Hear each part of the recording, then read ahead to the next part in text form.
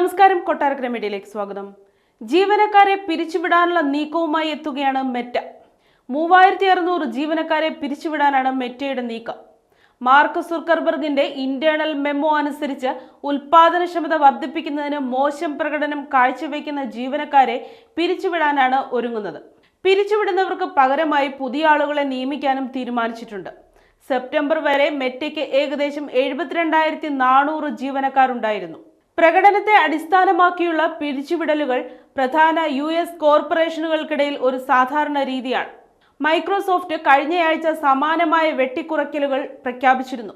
ജനുവരി 20-ന് Donald Trump white ഹൗസിലേക്ക് മടങ്ങുന്നതിന് മുന്നോടിയായാണ് മെറ്റയിലെ പിരിച്ചുവിടലുകൾ.